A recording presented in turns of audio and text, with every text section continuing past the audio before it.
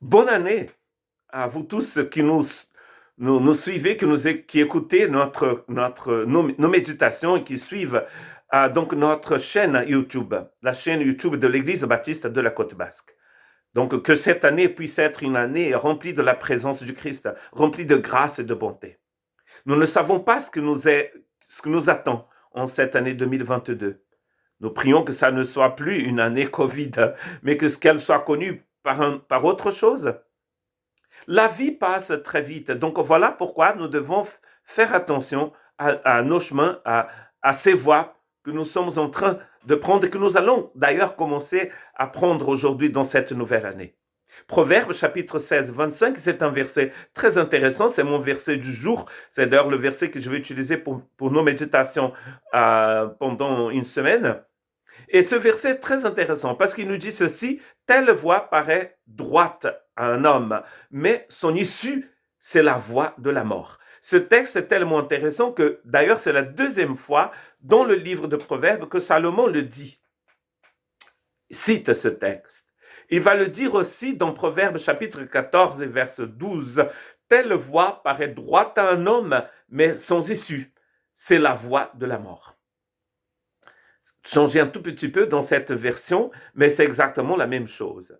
C'est très important. Voilà pourquoi il le dit deux fois. Paul utilisait aussi cette façon de parler quand il écrit par exemple aux Philippiens dans le chapitre 3 verset 1. Au reste, mes frères, réjouissez-vous dans le Seigneur. Je ne me lasse point de vous écrire les mêmes choses. Et pour vous, cela est salutaire. Et il va redire, réjouissez-vous dans le Seigneur. D'ailleurs, dans cette lettre écrite depuis la prison à Rome, ainsi qu'Éphésiens, Colossiens et Philémon, Paul va donc exhorter les chrétiens de Philippe à être tout le temps dans la joie quand il y a Covid et quand il n'y a pas Covid. Car il ne parle pas ici, bien sûr, il n'avait pas Covid à l'époque de Paul, mais il avait des choses encore pires. Hein? D'ailleurs, s'il est en prison, c'est pas pour rien. C'est le début des grandes persécutions. Ses frères et sœurs vont souffrir le martyre.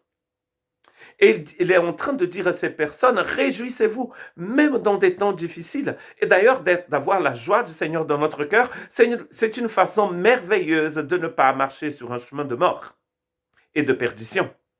Proverbe chapitre 3, versets 5 à 6 dit, confie-toi en l'Éternel de tout ton cœur et ne t'appuie pas sur ta sagesse. Reconnais-le dans toutes tes voies et il planira tes sentiers. Ne t'appuie pas sur ta sagesse. Nous sommes très limités dans le temps, très limités dans l'espace. Quand nous pensons que nous allons aller sur Mars, nous mourrons.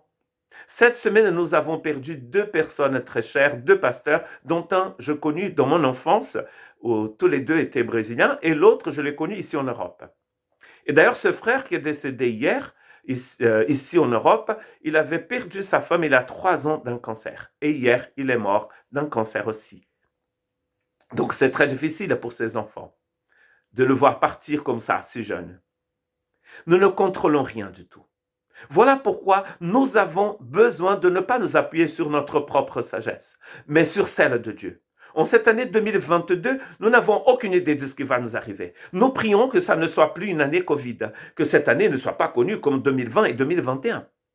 Mais nous ne savons pas ce qui peut nous arriver, ce qui va nous arriver. Voilà pourquoi nous avons besoin de prendre le chemin que Dieu nous montre. Dans sa sagesse, il nous révèle une voie à prendre, que nous puissions la prendre, celle-là. Parce que Dieu, il voit tout, il sait tout. Nous ne savons rien. Que Dieu ait pitié de nous. Bonne année.